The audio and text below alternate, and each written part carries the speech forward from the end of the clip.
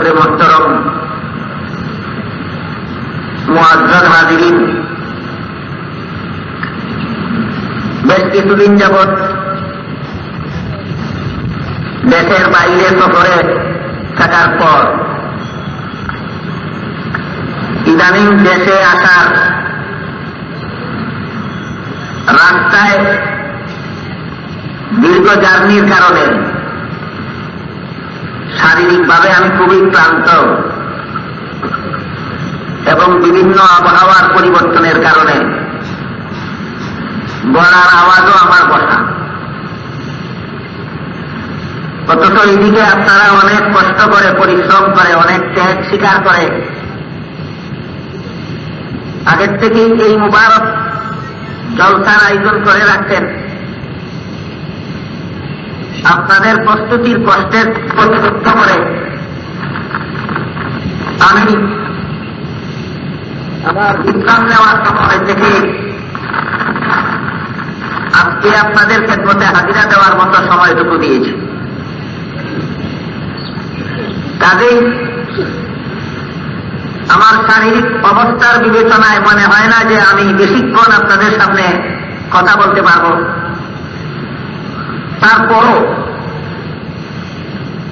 আমি কয়েকটা বিষয় আপনাদের সামনে সংক্ষিপ্তভাবে হলেও পরিষ্কারভাবে আলোচনা করার চেষ্টা করব, যদি আল্লাহ তৌফিক দান করে। অনুরোধ থাকবে আপনাদের কাছে, আমিও যেহেতু কষ্ট করে এসেছি, আপনারাও কষ্ট করে আয়োজন করেছেন, আমাদের সকলের কষ্ট যেন সফল হয়, সার্থক হয়, সেদিকে লক্ষ্য করে কথাগুলি একটু মনোযোগ সহকারে বুঝার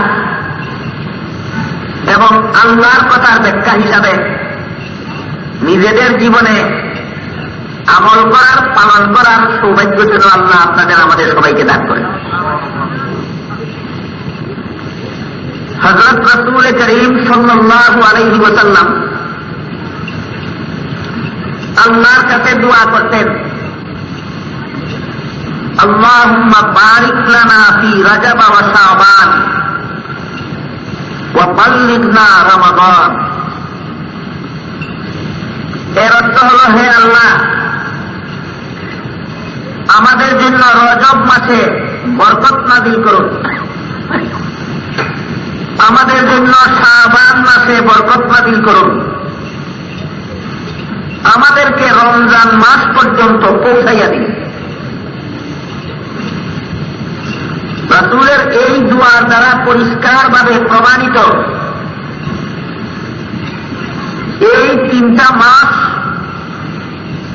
বিশেষভাবে আল্লাহর দরবারে, আল্লাহর দৃষ্টিতে বরকতের মাস। রজব মাস বিশেষ বরকতের মাস, শাবান মাস বিশেষ বরকতের মাস, রমজান মাস বিশেষ বরকতের মাস। বিশেষত এই 3 মাসে 3টা রাত আছে, যে রাতগুলি অত্যন্ত বরকতময়। রজব মাসের বিশেষ বরকতময় রাতটা হল রজব মাসের 26 তারিখ দিনগত 27 তারিখের রাত। শাবান মাসের বিশেষ বরকতময় রাতটা হল শাবানের 14 তারিখ দিনগত 15 তারিখের রাত। রমজান মাসের প্রতিটি দিন, প্রতিটি রাত বরকতময়। এর মধ্যে বিশেষভাবে বরকতময় রাত হল লাইলাতুল কদর, কদরের রাত। এর তারিখটা কোনটা তা নিশ্চিতভাবে গ্যারান্টি দিয়া বলা যায় না। হাদিস শরীফে হযরত রাসূল করিম সাল্লাল্লাহু আলাইহি ওয়াসাল্লাম বলেন, তোমরা রমজান মাসের শেষ দশকের বেজুর রাত্রিগুলিতে লাইলাতুল কদর অনুসন্ধান করো। 20 তারিখের দিনগত 21 তারিখের রাত লাইলাতুল কদর হইতে পারে, অথবা 22 তারিখের দিনগত 23 তারিখের রাত লাইলাতুল কদর হইতে পারে। অথবা 24 তারিখের দিনগত 25 তারিখের রাত লাইলাতুল কদর হইতে পারে, অথবা 26 তারিখের দিনগত 27 তারিখের রাত লাইলাতুল কদর হতে পারে, অথবা 28 তারিখের দিনগত 29 তারিখের রাত ও লাইলাতুল কদর হইতে পারে। এর মধ্যে বেশি সম্ভাবনা 27 তারিখের রাত। এই রাতটার নাম লাইলাতুল কদর। এই 3 মাসের 3টা রাত অত্যন্ত বরকতময়। রজব মাসের 27 তারিখের রাত লাইলাতুল মেহরাজ, শাবান মাসের 15 তারিখের রাত লাইলাতুল বারাআত, রমজান মাসের শেষ দশকের যে কোনো বেজুর তারিখের রাত লাইলাতুল কদর। এই 3টা রাত সম্পর্কে আমি কিছু কথা আপনাদের খেদমতে আরজ করতে চাই। প্রথম রাতটা হল রজব মাসের 27 তারিখের রাত, যার নাম লাইলাতুল মেহরাজ। আল্লাহ পাক রব্বুল আলামিন আমাদের নবী মুহাম্মদুর রাসূলুল্লাহ সাল্লাল্লাহু আলাইহি ওয়াসাল্লামকে অন্যান্য সকল নবী রাসূলের উপর যে সমস্ত মর্যাদা দিয়েছেন, আমাদের নবীর যে সমস্ত আলাদা বৈশিষ্ট্য আছে যেগুলি আর কোন নবী রাসূলের নাই, আমাদের নবীর যে সমস্ত আলাদা মর্যাদা আছে যেগুলি অন্য কোন নবী রাসূলের নাই, এই সমস্ত আলাদা মর্যাদা আলাদা বৈশিষ্ট্যের একটা হইল মেহরাজ। হযরত আদম আলাইহিস সালাম থেকে নিয়ে হযরত ঈসা আলাইহিস সালাম পর্যন্ত লাখেরও বেশি নবী রাসূল আল্লাহ দুনিয়াতে পাঠাইছেন। আল্লাহর পক্ষ থেকে তারা দুনিয়াতে প্রেরিত হয়েছেন। আল্লাহর বাণী, আল্লাহর আদেশ নিষেধ তারা দুনিয়াবাসী মানুষের কাছে পৌঁছাইছেন। সাথে সাথে ভবিষ্যৎবাণী করেছেন, যারা দুনিয়ার জীবনে আল্লাহর বিধান মতে চলবে, পরকালের চিরস্থায়ী জীবনে তারা জান্নাতের সুখ শান্তি এবং নিয়ামত লাভ করবে।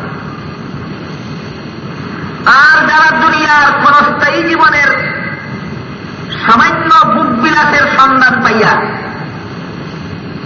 আল্লাহর বিধান লঙ্ঘন করে জীবনযাপন করবে, পরকালের চিরস্থায়ী জীবনে এদেরকে জাহান্নামের কঠিন শাস্তি ভোগ করতে হবে। এই সংবাদ সমস্ত নবী রাসূলগণ দুনিয়াবাসী মানুষকে দিয়েছে। আদম আলাইহিস সালাম থেকে নিয়ে ঈসা আলাইহিস সালাম পর্যন্ত সমস্ত নবী রাসূলগণ দুনিয়ার মানুষকে এই সংবাদ দিয়েছেন, আমাকে আল্লাহ পাঠাইছেন তোমাদের কাছে আল্লাহর বিধান মতো জীবনযাপনের ব্যবস্থা দেওয়ার জন্য। যারা এই ব্যবস্থায় জীবনযাপন করবে পরকালে জান্নাতে যাবে, যারা এই ব্যবস্থা লঙ্ঘন করবে পরকালে জাহান্নামে যাবে। কিন্তু এই সমস্ত নবী রাসূলগণের একজনকেও দুনিয়াতে পাঠাবার পরে বলেন নাই যে আল্লাহর বাণী নিয়ে আপনি দুনিয়াতে গেলেন, নিজে এসে সেই আল্লাহর সাথে দেখা করে সাক্ষাৎ করে আলাপ আলোচনা করে যান। দুনিয়াবাসীকে যে জান্নাতের সংবাদ দিতেছেন, নিজে এসে নিজের চোখে সেই জান্নাতটা দেখে যান। দুনিয়াবাসী মানুষকে যে জাহান্নামের সংবাদ দিতেছেন, নিজে এসে নিজের চোখে সেই জাহান্নাম দেখে যান। এমন কথা কোন নবী রাসূলকে বলেন নাই। শুধুমাত্র আমাদের নবী মুহাম্মদুর রাসূলুল্লাহ সাল্লাল্লাহু আলাইহি ওয়াসাল্লামকে দুনিয়াতে পাঠাবার পর আল্লাহ বিশেষভাবে আমাদের নবীকে আমন্ত্রণ জানালেন যে আল্লাহর বাণী নিয়ে আপনি দুনিয়ার মানুষের কাছে গেলেন, সেই আল্লাহর সাথে সাক্ষাৎ করে কিছু কথাবার্তা বলে যান। দুনিয়ার মানুষকে যে জান্নাতের সংবাদ দিতেছেন, নিজে এসে নিজের চোখে সেই জান্নাত দেখে যান। দুনিয়ার মানুষকে যে জাহান্নামের সংবাদ দিতেছেন, আপনি এসে নিজের চোখে সেই জাহান্নাম দেখে যান। এই কথাটা আল্লাহ আর কোন নবী রাসূলকে বলেন নাই, একমাত্র আমাদের নবী মুহাম্মদুর রাসূলুল্লাহ সাল্লাল্লাহু আলাইহি ওয়াসাল্লামকে বলেছেন। সুতরাং আমাদের নবীর মেরাজ অন্যান্য সমস্ত নবী রাসূলগণের উপর আমাদের নবীর যত আলাদা মর্যাদা আছে, এর মধ্যে মেরাজের ঘটনাটাই আমাদের নবীর একটা আলাদা মর্যাদার জ্বলন্ত প্রমাণ। হযরত রাসূল করিম সাল্লাল্লাহু আলাইহি ওয়াসাল্লাম রজব মাসের 27 তারিখের রাতে হযরত জিবরাইল আলাইহিস সালামের সান্নিধ্যে 7 আসমান পার হইয়া সিদরাতুল মুনতাহা পার হইয়া আল্লাহর আরশে গিয়ে আল্লাহর সাথে সাক্ষাৎ করলেন, কথাবার্তা বললেন, আলাপ করলেন, জান্নাত পরিদর্শন করলেন, জাহান্নাম পরিদর্শন করলেন। চাক্ষুষভাবে আল্লাহ নবীকে জান্নাত দেখাইয়া দিলেন, চাক্ষুষভাবে আল্লাহ আমাদের নবীকে জাহান্নাম দেখাইয়া দিলেন। এবং আল্লাহ পরিষ্কার ভাষায় কোরআনে বলে দিয়েছেন, আমার নবীকে মেরাজে নিয়ে আসলাম কেন, লিনুরিয়াহু মিন আয়াতিনা, আমার কুদরতি জগতের, পরকালীন জগতের লীলা খেলাগুলি, অবস্থাগুলি আমার নবীকে চাক্ষুষভাবে দেখাইয়া দেওয়ার জন্য আমি নবীকে মেরাজে নিয়ে আসলাম। সুতরাং আল্লাহ পাক রব্বুল আলামিন আমাদের নবীকে চাক্ষুষভাবে জান্নাত দেখাইয়া দিয়েছেন, আমাদের নবীকে মেরাজের রাতে চাক্ষুষভাবে জাহান্নাম দেখাইয়া দিয়েছেন। আর আল্লাহ সরাসরি আমাদের নবীর সাক্ষাতে আলাপ করেছেন। আল্লাহর সাথে যখন নবীর সাক্ষাৎ হয়, সাক্ষাতের শুরুতেও কিছু কথাবার্তা হয়েছে, সাক্ষাতের মাঝেও কিছু কথাবার্তা হয়েছে, সাক্ষাতের শেষ প্রান্তেও কিছু কথাবার্তা হয়েছে। আমি মেরাজের রাত্রে আমাদের নবী আল্লাহর সাক্ষাতে যত কথাবার্তা বলেছিলেন, এর মধ্যে থেকে প্রথম সাক্ষাতের একটা কথা, মধ্যবর্তী একটা কথা এবং শেষের একটা কথা আপনাদেরকে শোনাইতেছি। সর্বপ্রথম সাক্ষাতে আমাদের নবী আল্লাহকে বলেছিলেন, আত্তাহিয়াতু লিল্লাহি ওয়াস সালাওয়াতু ওয়াত তাইয়্যিবাত, আমি মুখের দ্বারা যত ইবাদত করেছি, আমি শরীরের দ্বারা যত ইবাদত করেছি, আমি ধন সম্পদের দ্বারা যত ইবাদত করেছি, সমস্ত ইবাদত আল্লাহ আমি আপনার স্তরে উৎসর্গ করে দিলাম। জবাবে আল্লাহ বলেছিলেন, আসসালামু আলাইকা আইয়ুহান নাবিয়্যু ওয়া রাহমাতুল্লাহি ওয়া বারাকাতুহু, সালাম আপনার প্রতি ও নবীজি, এবং আমি আল্লাহর রহমত এবং বরকত সমূহ। জবাবে নবী বলেছিলেন, আসসালামু আলাইনা ওয়া আলা ইবাদিল্লাহিস সালিহিন, হে আল্লাহ আপনার সালাম আমি সমস্ত পয়গম্বরদের পক্ষ থেকে গ্রহণ করলাম। শুধু তাই নয়, হে আল্লাহ আমি আপনার সালাম সমস্ত নেককার বান্দাদের পক্ষ থেকে গ্রহণ করলাম। আল্লাহ এবং আল্লাহ রাসূলের এই কথাবার্তা শুনে ফেরেশতারা বলেছিলেন, আশহাদু আল্লা ইলাহা ইল্লাল্লাহু ওয়া আশহাদু আন্না মুহাম্মাদান আবদুহু ওয়া রাসূলুহু। এই হল মেরাজের রাত্রে আল্লাহর সাথে সাক্ষাতে আল্লাহ রাসূলের সর্বপ্রথম আলাপ। মধ্যে আর যত আলাপ করেছিলেন, এর মধ্যে একটা আলাপ ছিল, আল্লাহ পাক রব্বুল আলামিন বলেন, আপনাকে আমি বিশেষভাবে দাওয়াত দিয়া আমার সাক্ষাতে এনেছি, তাই আপনাকে আমি বিশেষ একটা পুরস্কারের ঘোষণা শোনাইয়া দিতে চাই। সেই পুরস্কারটা হল, অবিশ্বাসী বেঈমান কাফিরেরা যেমন ভাবে পরকালের চিরস্থায়ী জীবনে জাহান্নামে থাকবে, এইভাবে আপনার কোন একটা উম্মতকেও আমি পরকালের জাহান্নামে চিরকালের জন্য রাখব না।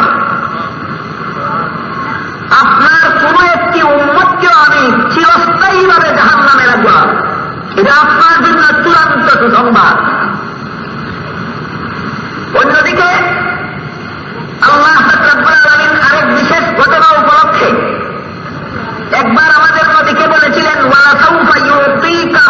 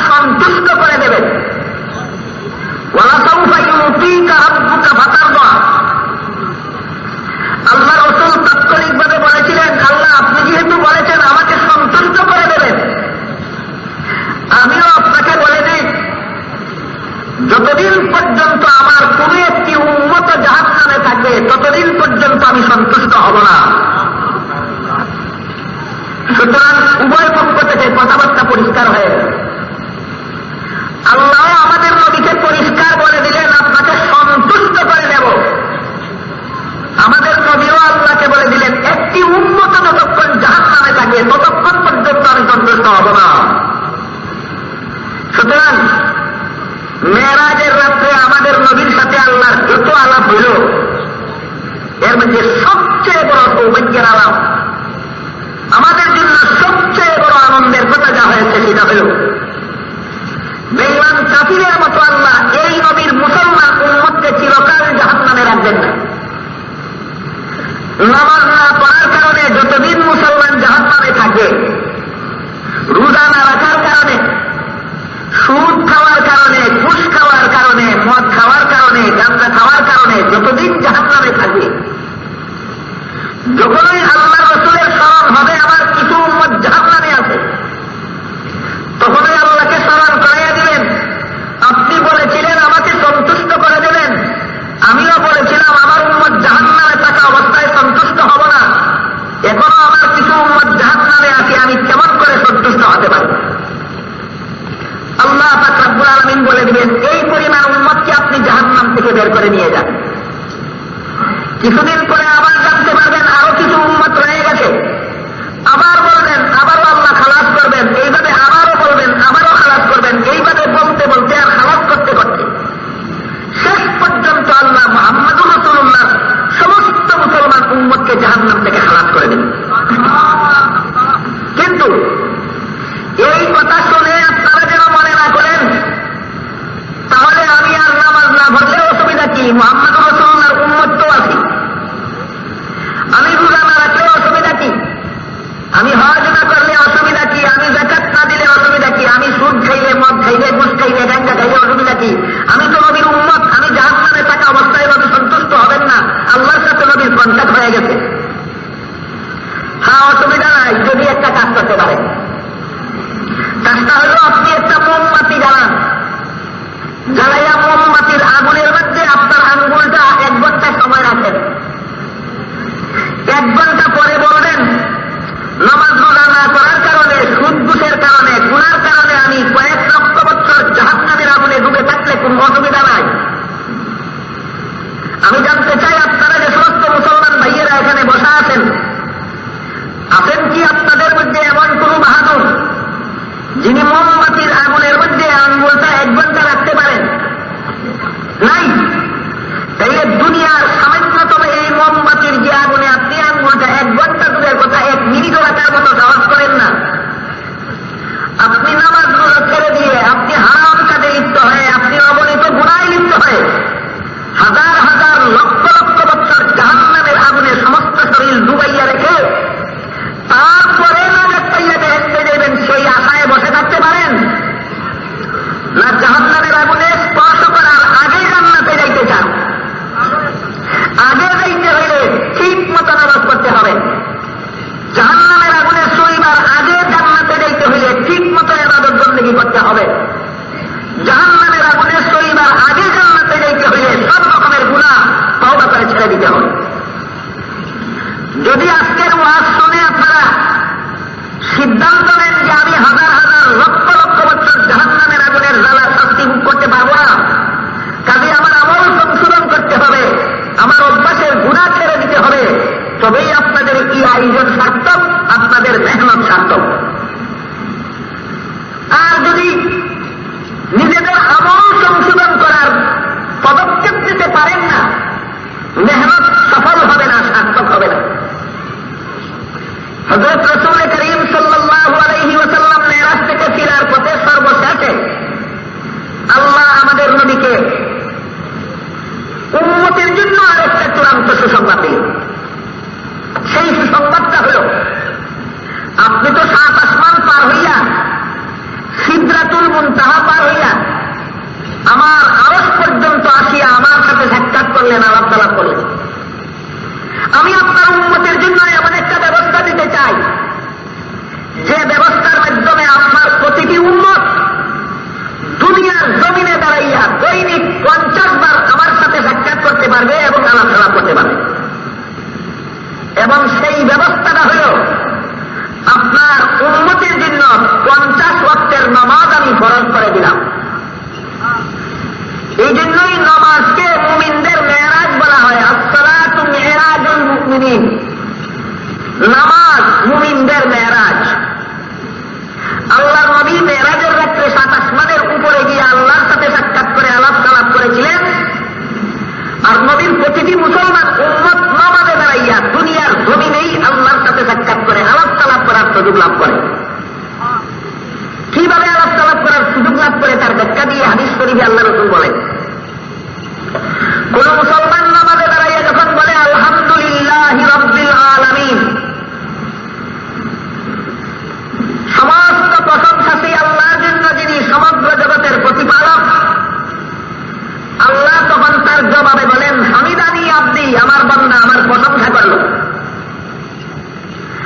বান্দা যখন বলে আর রহমানির রহিম, আমার আল্লাহ অত্যন্ত মেহেরবান, অতিশয় দয়ালু, আল্লাহ তার জবাবে বলেন আসনা আলাইয়া আব্দি, আমার বান্দা আমার গুণগান গাইল। মুসল্লি যখন বলে মালিক ইয়াউমিদ্দিন, আমার আল্লাহ হাসরের দিনের মালিক, আল্লাহ বলেন মাজ্জাদানি আব্দি, আমার বান্দা আমাকে সম্মান করল। মুসল্লি যখন বলে ইয়্যাকা না'বুদু ওয়া ইয়্যাকা নাস্তাঈন, একমাত্র তোমারই ইবাদত করি, তোমারই কাছে সাহায্য চাই, আল্লাহ বলেন যালিকা বাইনি ওয়া বাইনা আব্দি ওয়া লিআব্দি মা সাআল, আমার বান্দার একটা কাজ আমার জন্য করে আর একটা কাজ তার জন্য করে, ইবাদতটা করে আমার জন্য আর সাহায্যটা চায় তার জন্য। হে বান্দা মুসল্লি, আমার নবীর উম্মত শোনো, তুমি আমার কাছে যা কিছু চাইবে সবকিছু তোমাকে দিয়ে দেব। এরপরে বান্দা বলে ইহদিনাস সিরাতাল মুস্তাকিম, দুনিয়ার জীবন শেষে জান্নাত পর্যন্ত পৌঁছার সুজা পথ চাই। আল্লাহ বলেন লাকা মা সাআলতা ইয়া আব্দি, হে আমার বান্দা তোমাকে আমি জান্নাতে পৌঁছার সুজা পথ দান করে দিলাম। তাহলে নামাজের ভিতরে আল্লাহর সাথে মুসল্লির আলাপ তালাপ হয় কিনা? এই জন্য নামাজ মুমিনদের মেরাজ। মুহাম্মদুর রাসূলুল্লাহ সাল্লাল্লাহু আলাইহি ওয়াসাল্লাম সাত আসমানের উপরে আল্লাহর আরশে গিয়ে আল্লাহর সাথে আলাপ করেছিলেন, আর নবীর প্রতিটি উম্মত নামাজে দাঁড়াইয়া আল্লাহর সাথে আলাপ তালাপ করে। এই জন্য আল্লাহ পাক রব্বুল আলামিন 50 ওয়াক্তের নামাজ দৈনিক উম্মতের জন্য ফরজ করে দিলেন। 50 ওয়াক্তের নামাজ ফরজ। ফরজ নামাজ নিয়ে নবী মেরাজ থেকে ফেরত রওনা হইলেন। আসার পথে এক আসমানে হযরত মূসা আলাইহিস সালামের সাথে সাক্ষাৎ হইল। মূসা আলাইহিস সালাম বললেন, ওগো আল্লাহর নবী, আপনার আগে এই দুনিয়াতে আমি গিয়েছিলাম, এই দুনিয়ার ঝামেলায় জড়িত মানুষগুলি দুনিয়ার ঝামেলা থেকে মুক্ত হয়ে দৈনিক 50 বেলা নামাজ পড়ার জন্য সময় বের করতে অবহেলা করবে। আপনি আল্লাহর কাছে ফিরে যান, কিছু মাফ নিয়ে আসেন। মূসা আলাইহিস সালামের পরামর্শে নবী আবার ফেরত গেলেন। বললেন, আল্লাহ আমার উম্মত সংসারের ঝামেলার ভাগে ভাগে দৈনিক 50 বেলা নামাজ পড়তে অবহেলা করবে, কিছু মাফ করে দিন। আল্লাহ 5 ওয়াক্তের নামাজ মাফ করে দিলেন, 45 ওয়াক্ত রইল। মূসা আলাইহিস সালাম আবার ফেরত পাঠাইলেন, আল্লাহ আবার 5 ওয়াক্ত মাফ করলেন। আবার ফেরত পাঠাইলেন, আরো 5 ওয়াক্ত মাফ করলেন। এইভাবে সর্বমোট 9 বার ফেরত পাঠাইলেন, প্রত্যেকবার 5 ওয়াক্ত করে মাফ হইল। প্রতিবেলা 5 ওয়াক্ত করে মাফ হইলে 9 বারে কত বেলা মাফ হইল? 47 ওয়াক্ত মাফ হইল। আর রইল কত? মাত্র রইল 5 ওয়াক্ত। মূসা আলাইহিস সালাম আবার বলেন, আবার ফিরে যান, আরো কিছু মাফ নিয়ে আসেন। আমাদের নবী বলেন, মূসা নবী আপনার অনুরোধ 9 বার রক্ষা করেছি, আর নয়, আর যাব না মাফের জন্য। আবার যদি মাফের জন্য যান আর আল্লাহ যদি আগের অনুপাতে মাফ করেন, তাইলে উম্মতের জন্য দুনিয়ার জিন্দেগিতে আল্লাহর সাথে সাক্ষাৎ করে আলাপ করার আরো কোনো সুযোগ বাকি থাকে? বাকি থাকে না। তাই নবী বলেন, আর আপনার অনুরোধ রক্ষা করবো না। সাথে সাথে আল্লাহ ওহী পাঠিয়ে দিলেন, আমিও আপনার সুপারিশে 9 বার মাফ করেছি, এখন আর সুপারিশ করলে কবুল করবো না। তবে কাজের বেলায় আপনার কথা ঠিক রেখে দিলাম, সোয়াবের বেলায় আমার কথা ঠিক রেখে দেব। আপনার সুপারিশে 50 থেকে কমাইয়া 5 ওয়াক্ত করিয়া দিলাম। আর আমার বিধান মতে আপনার যে উম্মতে 5 ওয়াক্তের নামাজ ঠিক মতে পড়বে, আমি তাকে সওয়াব দেওয়ার বেলায় 50 ওয়াক্তই দিব। এই জন্য হাদিস শরীফে হযরত রাসূল করিম সাল্লাল্লাহু আলাইহি ওয়াসাল্লাম 5 বেলার নামাজকে জান্নাতের চাবি বলেছেন। সহিহ বুখারী শরীফের হাদিসে উল্লেখ আছে, as-সালাতু মিফতাহুল জান্নাহ, নামাজ বেহেশতের চাবি। নামাজ বেহেশতের চাবি। দৈনিক 5 বেলার নামাজ উম্মতের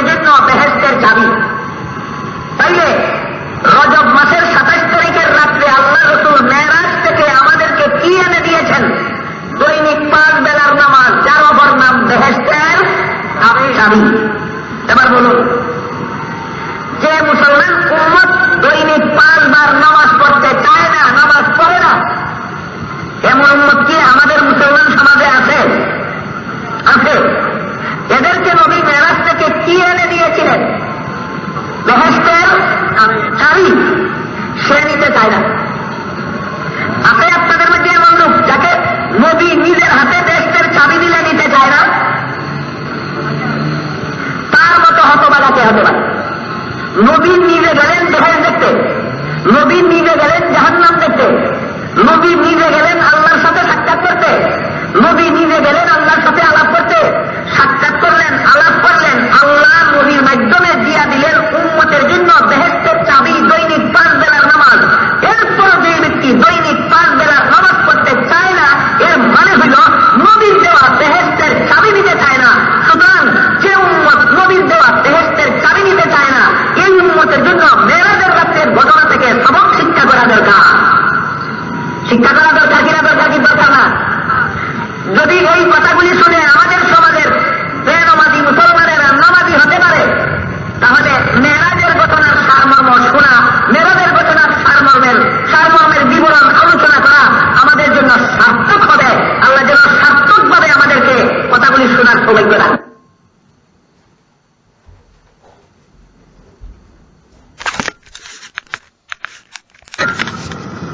এবার দ্বিতীয় রাতের আলোচনা।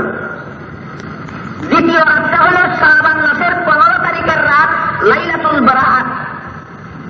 হযরত রাসূল করিম সাল্লাল্লাহু আলাইহি ওয়াসাল্লাম এশার নামাজের পর হযরত আয়েশা রাদিয়াল্লাহু তাআলা আনহার বিছানায় বিশ্রাম করতেছিলেন। গভীর রাতে হযরত আয়েশার ঘুম ভাঙল। দেখেন নবীজি ঘরে নাই, বিছানায় নাই।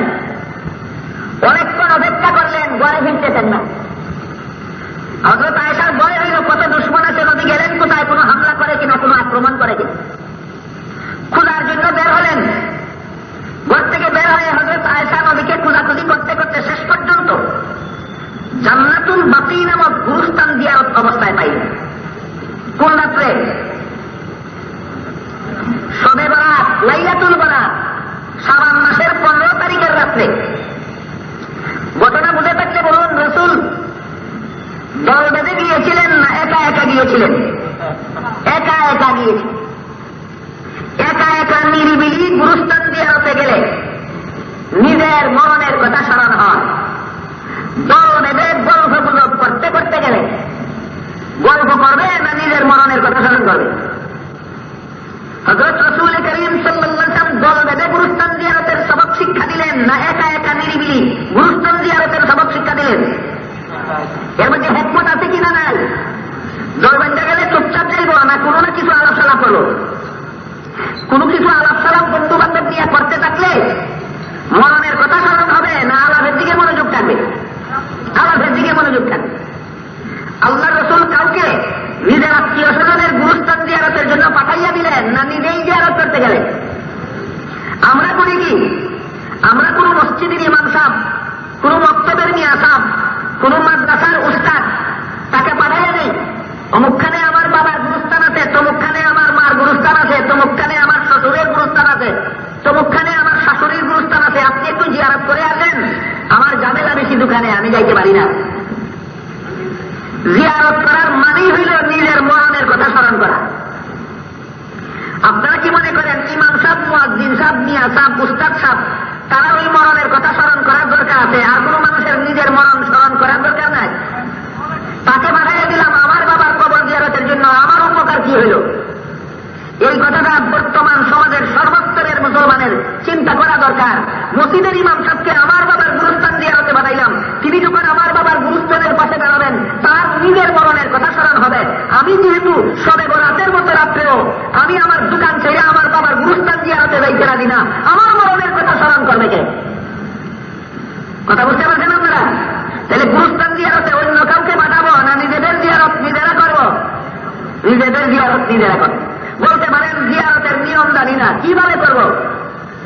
নিজের মরা মায়ের প্রতি যদি দরদ থাকে, নিজের মরা বাপের প্রতি যদি দরদ থাকে, তাহলে জিয়ারতে যাওয়ার আগে অথবা আগের দিন অথবা কয়েকদিন আগে কোন একজন আলেমকে জিজ্ঞাসা করবেন জিয়ারতের নিয়ম জানি না, কিভাবে করব?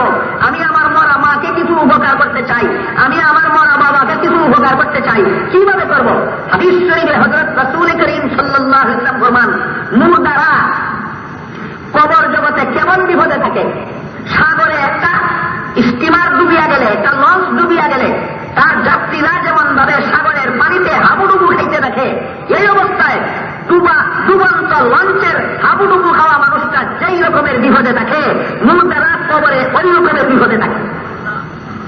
এমন অবস্থায় কোন একটা কাঠের খণ্ড যদি বাসাইয়া দেওয়া হয়, আর ওই কাঠের খণ্ডটা আঁকড়াইয়া ধরিয়া ওই ডুবন্ত লঞ্চের যাত্রীরা যেমন ভাবে যান বাসাইবার মতো আশ্রয় হইয়া যেই রকমের শান্তি পায়, জিন্দারা যদি কোনো কিছু সোয়াবের কাজ করিয়া তাদের নামে বসাইয়া দেয়, তাইলে ওই রকম বিপদগ্রস্ত কবরের বাসিন্দারা এই রকমের শান্তি পায়।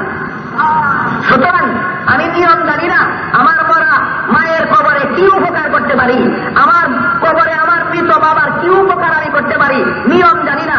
একজন আলেমকে আগের দিন জিজ্ঞেস করবো, 2 দিন আগে জিজ্ঞেস করবো, 15 তারিখের দিনে জিজ্ঞেস করবো, অথবা সন্ধ্যার পরে জিজ্ঞেস করবো। আমার গুরুস্থান জিয়ারতে যাব, নিজের মরণের কথা স্মরণ করবো, নিজের উপকার হবে। আমার মরা মায়ের কি উপকার আমি করতে পারি, আমার মরা বাবার কি উপকার আমি করতে পারি।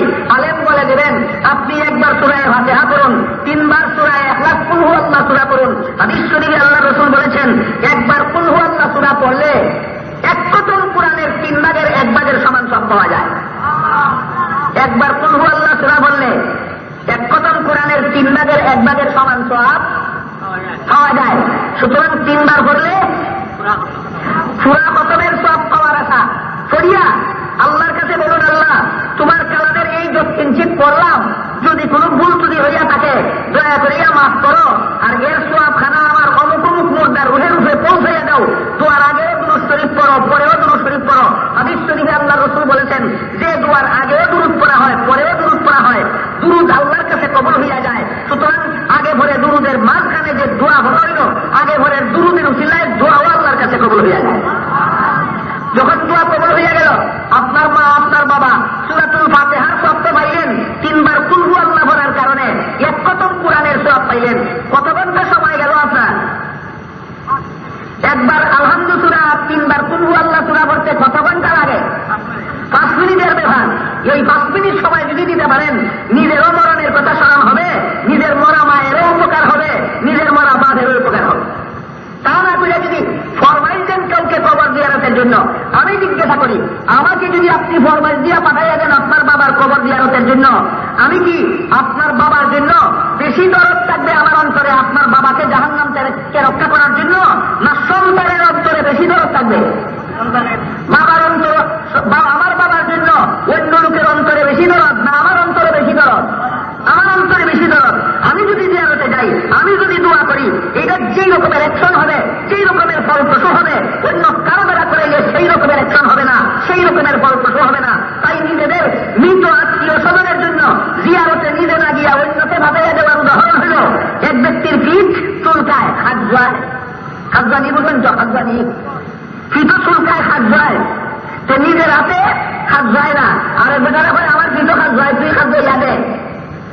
বেটায় বুঝ হয়নি তার পিঠের কোন লাগায় হাত যায়, বুঝ হয় না, সে উপরে দিয়ে হাত যায়, ওইখানে না রে, ওইখানে না, আরো নিচে গেছে, আরো নিচে হয় না রে, এই নিচে যে আইস যে বাবু এটি বেশি আইস, আর একটু ডাইনে গেছে কি বেশি ডাইনে, হয় এখন যে গেছ বেশি ডাইনে গেছ, ইহার মাল খানো চাইছে, মাল খানো এখন বেশি নিচে আইস তার উপরে।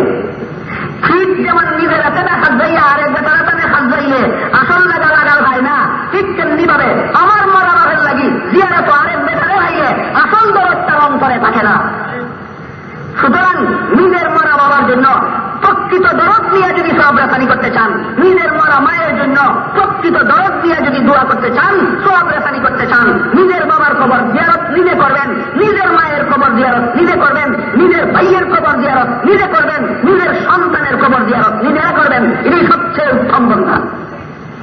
হযরত আয়েশা রাদিয়াল্লাহু তাআলা আনহা তালাশ করতে করতে করতে করতে হযরত রাসূল করিম সাল্লাল্লাহু আলাইহি ওয়াসাল্লামকে জান্নাতুল বাকি নামক গুরুস্থান জিয়ারতে গিয়া পাইলেন। বললেন, আল্লাহ রাসূল আপনি গভীর রাতে ঘর থেকে একা একা বের হয়ে আসলেন, আমাকে বললেন না, আমি আপনার চিন্তায় পেরেশান হইয়া অনুসন্ধান করতে বের হয়েছি। রাসূল বলেন, ও আয়েশা তুমি জানো কি এইটা কোন রাত? আয়েশা বলেন, জানি না। রাসূল বলেন, এটা শাবান মাসের 14 তারিখের রাত। এই রাতের নাম লাইলাতুল বারাত। এই রাতে আগামী 1 বছর পর্যন্ত যারা মারা যাবে এদের তালিকা তৈরি করে আল্লাহ আজরাইলের হাতে সঙ্গেইয়া দেন। আগামী 1 বছরের ভিতরে যাদের জন্ম হবে এদের তালিকা তৈরি করে আল্লাহ সংশ্লিষ্ট ফেরেশতাদের হাতে সঙ্গেইয়া দেন। আগামী 1 বছরের ভিতরে যার যে পরিমাণ রুজি রোজগার হবে তার তালিকা তৈরি করে আল্লাহ সংশ্লিষ্ট ফেরেশতাদের কাছে সমঝাইয়া দেন। আগামী 1 বছরের ভিতরে কার কি পরিমাণ সুখ হবে, কার কি পরিমাণ দুঃখ হবে, কার কি পরিমাণ আমদানি হবে, কার কি পরিমাণ রপ্তানি হবে, কার ঘরে কি পরিমাণ সন্তান জন্ম হবে, কার ঘর থেকে কে কে মারা যাবে, সবগুলি সংশ্লিষ্ট ফেরেশতাদেরকে সমঝাইয়া দেওয়া হয়। কোন রাত্রে? লাইলাতুল বরাতের কি নাম, শাবান চাঁদের 15 তারিখে হবে। আল্লাহ রাসূল বলেন, আয়েশা শোনো, এই রাত্রে যে সমস্ত মানুষের তালিকা আজরাইলের হাতে সমঝাইয়া দেওয়া হয়, আগামী 1 বছরের ভিতরে তার মরণ হয়ে যাবে। আজরাইল তালিকা পাইয়া জানতে পারে অমুক অমুক অমুক অমুক আগামী 1 বছরের ভিতরে মারা যাবে। অথচ যাদের নামের তালিকা আজরাইলকে সমঝাইয়া দেওয়া হইল, এরা তো জানে না আগামী 1 বছরের ভিতরে আমার মরণ হবে। এরা আরো 10 সালা পরিকল্পনা গ্রহণ করে, আরো 20 সালা পরিকল্পনা গ্রহণ করে, আরো 30 সালা পরিকল্পনা গ্রহণ করে, আরো 50 সালা পরিকল্পনা গ্রহণ করে। কথা বুঝতে শুনি আপনারা? আজরাইলেরা তো নিশ্চিত গেছে কি হে আগামী 1 বছরের ভিতরে মরি যাইব, আর হে চিন্তা করে বন্ধের বাজার যদি আরো 20 বছর আমি ব্যবসা করতাম পারি তাইলে আমার আর টাকার অভাব থাকতো না। মরব হতো, মরণের কতদিন বাকি, মরণের কতদিন বাকি, বেশির থেকে বেশি 1 বছর। আর বন্ধের বাজার ব্যবসা করার পরিকল্পনা নিচে কত বছরে? 20 বছর। আল্লাহ রাসূল বলেন মরি যাইব 1 বছরের ভিতরে, চিন্তা করে 20 বছর ব্যবসা করার, চিন্তা করে 30 বছর গৃহস্থী করার, চিন্তা করে 50 বছর চাকরি করার।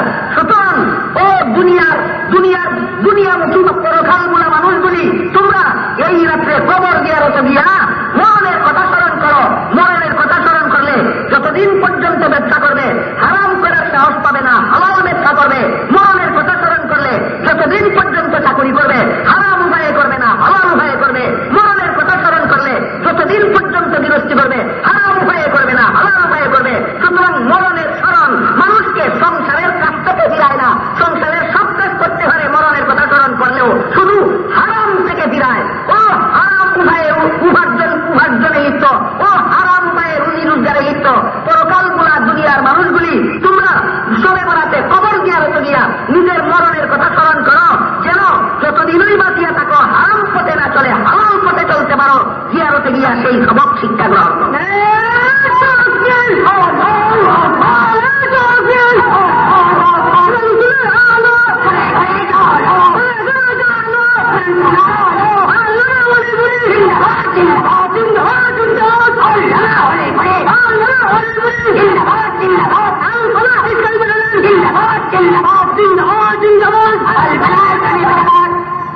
তাই আল্লাহ পাক রব্বুল আলামিন এই রাত্রি সম্পর্কে বলেন, ফিহা ইউফরাকু কুল্লু আমরিন হাকিম। এই রাত্রে সমস্ত সুনির্দিষ্ট কাজগুলি সংশ্লিষ্ট ফেরেশতাদের হাতে সমঝাইয়া দেওয়া হয়, আর তা বাস্তবায়ন শুরু হয় 3য় রাত্রি থেকে। যে 3টা রাতের আলোচনা আমি আপনাদের সামনে করতেছি, এই 3 রাতের প্রথম রাত্রি হইল লাইলাতুল মেরাজ, 3 রাতের দ্বিতীয় রাত্রি হইল লাইলাতুল বরাত।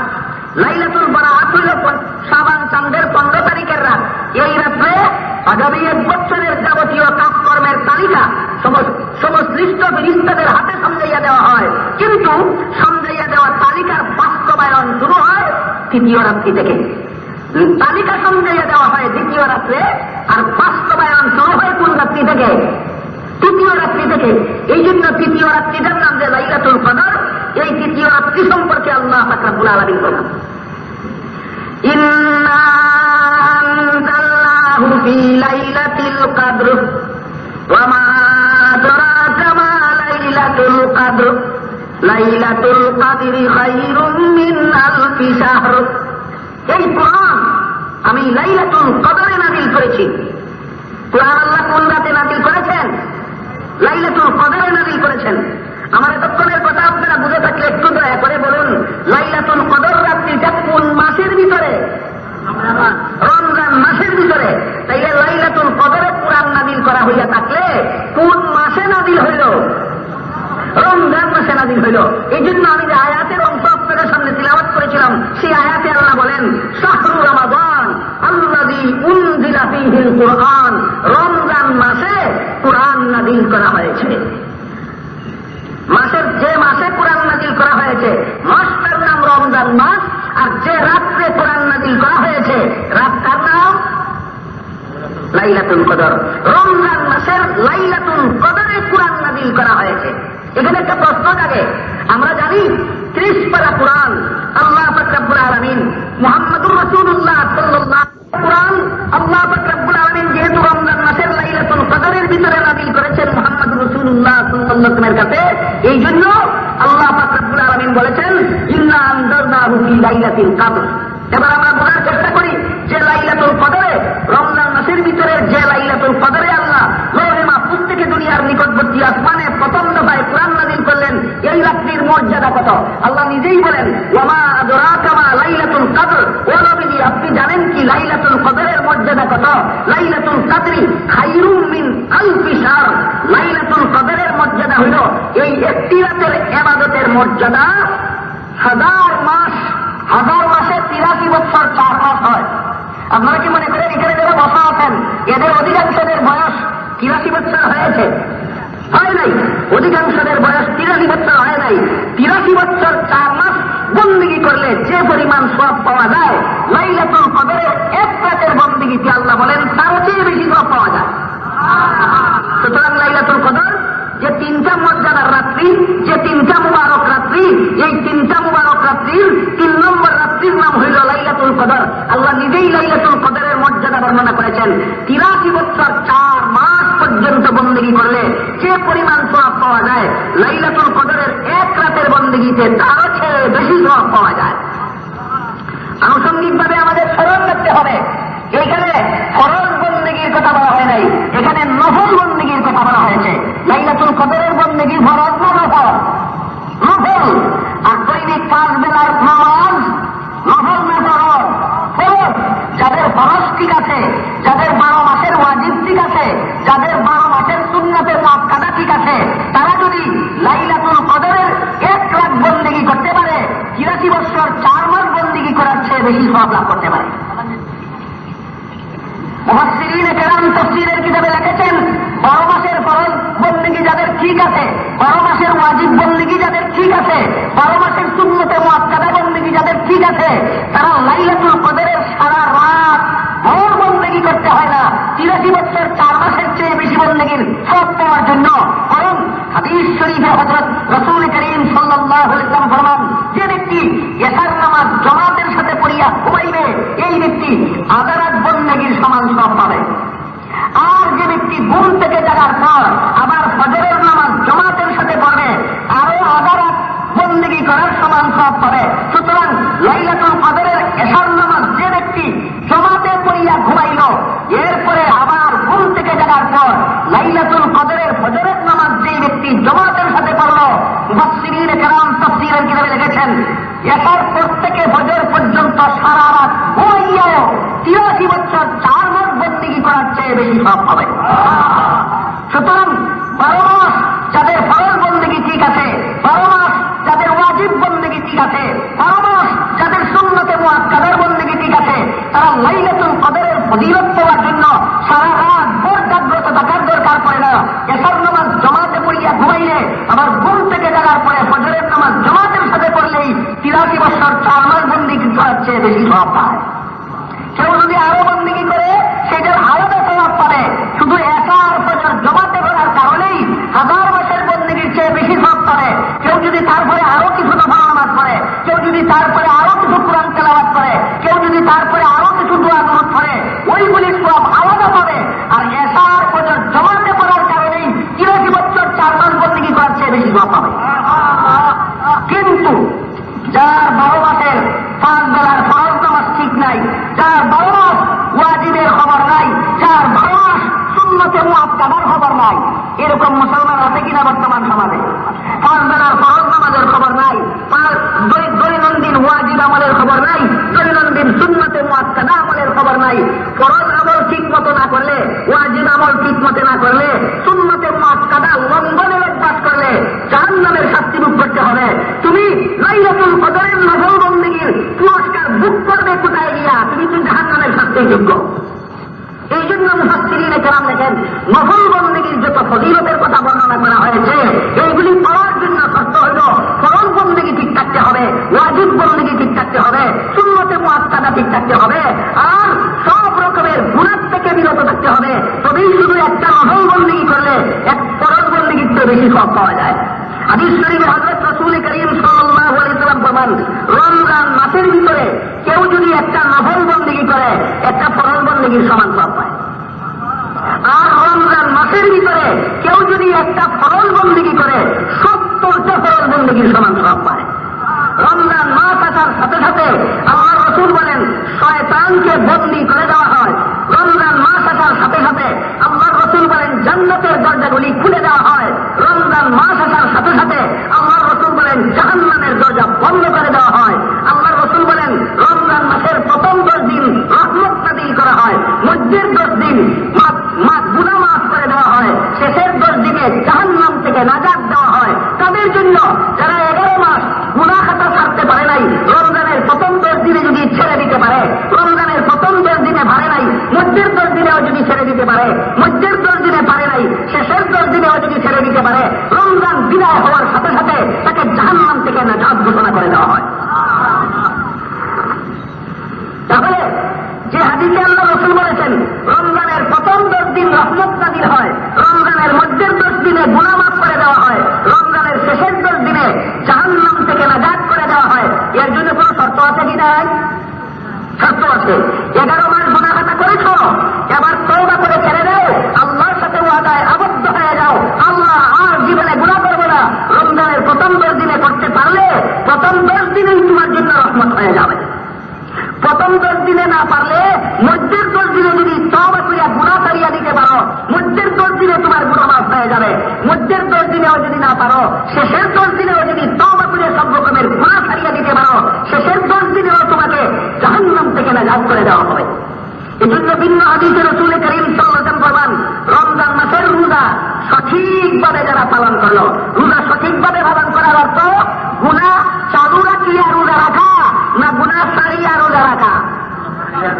এই কথা ইয়াদ রাখবেন, সামনের কথা বুঝবেন না তা নাই। গুনার অভ্যাস ছাড়িয়া দিয়া আর কোনদিন গুনাহ না করার ওয়াদা আল্লাহর সাথে করিয়া যারা রোজা রাখে, এইভাবে সারা মাস রোজা রাখিয়া শাওয়াল মাসের প্রথম তারিখে যারা এরা যখন ঈদের নামাজে ঈদ জামাতে যায়, আল্লাহ তখন ফিরিস্তাদেরকে বলেন, ও ফিরিস্তারা, আমার এই সমস্ত বান্দারা ঈদ জামাতে আসলো কেন? আল্লাহ ফিরিস্তারা বলেন, ও আল্লাহ, এদেরকে তুমি 1 মাসের একটা স্পেশাল ডিউটি দিয়েছিলা, এই ডিউটি পালন করিয়া এরা বেতন নেওয়ার লাগি মাঠে হয়েছে। রমজান মাসে আল্লাহ আলাদা একটা ডিউটি আমরা দিচ্ছি না, দিচ্ছি না। কিতা রোজা রাখতাম, গুনাহ ছাড়তাম, কিতা করতাম? দিনের বেলায় রোজা রাখতাম, রাতের বেলায় তারাবি করতাম, আর 11 মাস যত গুনাহ করছিলাম ইয়াদ করিয়া চিরজীবনের লাগি তওবা করি ছাড়িয়ে দিতাম। এই ডিউটি পালন করিয়া ফিরিস্তা বলতে হই বেতন দেওয়ার লাগি এরা ঈদের মাঠে হয়েছে। আল্লাহ ফিরিস্তা বললে জিজ্ঞাসা, ফিরিস্তা হল যে তোমরা হল এরা কিতা বেতন দেওয়া যায়? ফিরিস্তা বলতে হন, আল্লাহ আমরার কথায় তো তুমি কাম করো না, আমরা জিজ্ঞাসা যখন তো হই নাই, আমরা যখন অধিকার দিত হওয়ার হই নাই, আমরার পথে হয়, আমরার মনে হয় যারা ডিউটিটা ঠিকভাবে পালন করিয়াছে এরার বেতনটা পুরাপুরি দেওয়া দরকার। আবার হোকা রমজান মাসের ডিউটি ঠিকভাবে ভালো হয় কিভাবে? সুদের কারবার চালু রাখিয়া সারাদিন উহাস থাকলে না ছাড়িয়া, ঘুষের কারবার চালু রাখিয়া সারাদিন উহাস থাকলে না ছাড়িয়া, ব্যবহারটা চাল চলন ঠিক রাখিয়া সারাদিন উহাস থাকলে ডিউটি ঠিকভাবে ভালো না। হাদিস শরীফে হযরত রাসূল করিম সাল্লাল্লাহু আলাইহি ওয়াসাল্লাম বলেন, এমন রোজাদার আছে যারা রোজাও রাখে, ঝগড়াও করে, রোজাও রাখে, মিঠাও মাতে, রোজাও রাখে, বিমত হয়। মিঠা মাথা গুনাহ নিলে গুনাহ না, গীবত গাওয়া গুনাহ নিলে গুনাহ না, গুনাহ মানে হইল রোজাও রাখে, গুনাহও করে। আল্লাহ রাসূল বলেন, এদের রোজার ফলাফল উপবাসের কষ্ট স্বীকার করা, পানির জিয়াতের কষ্ট স্বীকার করা ছাড়া আর কোনো ফলাফল নাই। রোজা রাখলো, বুকের কষ্ট স্বীকার করলো, রোজা রাখলো, পিয়াসের কষ্ট সহ্য করলো, আর কোনো ফলাফল নাই। সুতরাং ডিউটি সঠিকভাবে ভালো রইল না অবহেলার মাধ্যমে ভালো রইল? ফিরিস্তা বলতে হলো অবহেলা না, অবহেলা না। যারা সঠিকভাবে ডিউটি পালন করছে, যারা রমজানের প্রথম 10 দিনে অথবা দ্বিতীয় 10 দিনে অথবা তৃতীয় 10 দিনের ভিতরে গুনাহ অভ্যাস চিরতরে বন্ধ করিয়া দিয়া রোজা রাখছে, আল্লাহ আমরার মনে হয় এরার বেতনটা পুরাপুরি দেওয়া উচিত। আল্লাহ বলল, ফিরিস্তা হল তোমরা সাক্ষী দেখো, ডিউটি যারা ঠিক মতো পালন করিয়া আইছে এরা সারা জিন্দেগির সমস্ত গুনাহ মাফ করিয়া দিলাম।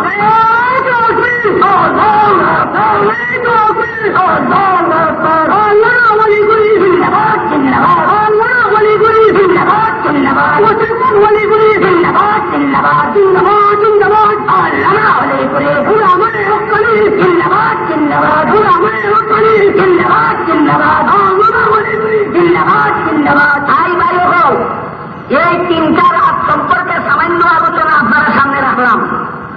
মেরাজের রাতের শিক্ষা বেহেশতের চাবি রসুলে নিয়ে আমরা দিয়েছেন, এটা হাই দেওয়া দরকার না দড়ি নেওয়া দরকার? কিলাখান দরিয়া রাখবা 5 ওয়াক্ত নামাজ দিয়া। সবে বরাতের শিক্ষা একা একা খবর জিয়ারতে গিয়া নিজের মরণের হতাইয়া ধরা দরকার। সবে কদরের শিক্ষা রমজানের আগে তওবা করিয়া গুনাহ করতে না পারলেও রমজানের ভিতরে ভিতরে তওবা করিয়া সব রকমের গুনাহ ছাড়িয়া দিয়া সমস্ত গুণের থেকে ক্ষমার ঘোষণা ঈদগাহ মাঠে লাভ করা দরকার। আল্লাহ আপনারা আমরারে লাইলাতুল বরাতের শিক্ষা, লাইলাতুল মেরাজের শিক্ষা, লাইলাতুল কদরের শিক্ষা গ্রহণ করার মাধ্যমে আমাদের এই মুবারক সমাবেশকে সাফল্যমণ্ডিত করার সৌভাগ্য দান করুক সবাই হোক আমিন। সুবহান রাব্বিকা রাব্বিল ইজ্জাতি আম্মা ইয়াসিফুন ওয়া সালামুন আলাল মুরসালিন ওয়ালহামদুলিল্লাহি রাব্বিল আলামিন ওয়া সাল্লাল্লাহু তাআলা আলা খাইরি খালকিহি মুহাম্মাদিন ওয়া আলিহি ওয়া আসহাবিহি আজমাইন।